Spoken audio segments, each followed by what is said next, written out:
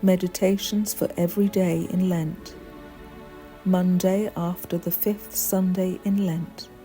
Via Dolorosa. The Gospel of St. Luke, chapter 23, verses 27 to 31. And there followed him a great multitude of people and of women, who bewailed and lamented him. But Jesus, turning to them, said, Daughters of Jerusalem, weep not over me, but weep for yourselves and for your children. For behold, the day shall come wherein they will say, Blessed are the barren, and the wombs that have not borne, and the paps that have not given suck.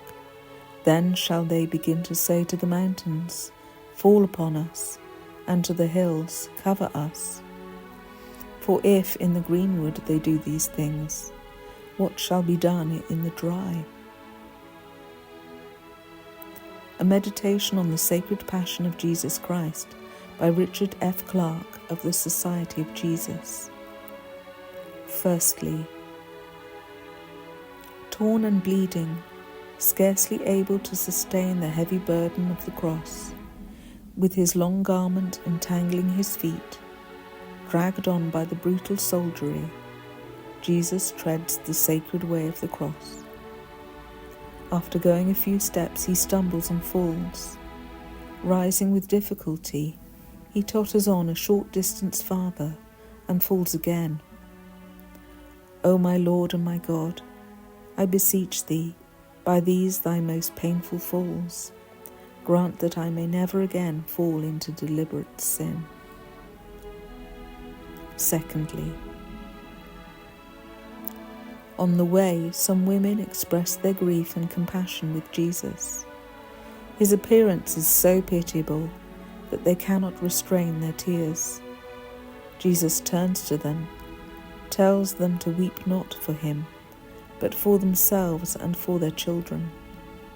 If sin has wrought such a work of destruction in the Son of God, in whom evil had nothing to lay hold of, in whom the green wood could be blackened externally, but not consumed by the flame, what would be its effects on sinners, in whom the fire of sin rages, as in the dry tinder? How ought I to fear the least spark of sin, which may kindle in me the fire of passion and destroy me utterly? Thirdly, one of those holy women, named Veronica, with a handkerchief wipes from his face the blood and sweat. On looking at the handkerchief, she sees the impression of his sacred countenance stamped upon it. So upon the hearts of all who do acts of kindness for Christ's sake, there is imprinted his likeness. Each deed of charity tends to produce in our soul that likeness to him in which all holiness consists. The Prayer of St. Gertrude. Hail, life-giving divine majesty. Hail, unfading flower of human dignity.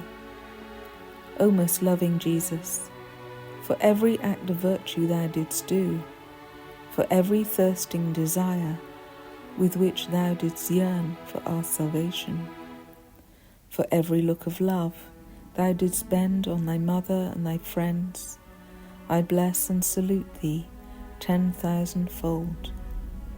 For every fall along the way of sorrows, for every shrinking and sinking of human flesh, for every movement of thy sacred hands and feet, I bless and salute thee 10,000-fold.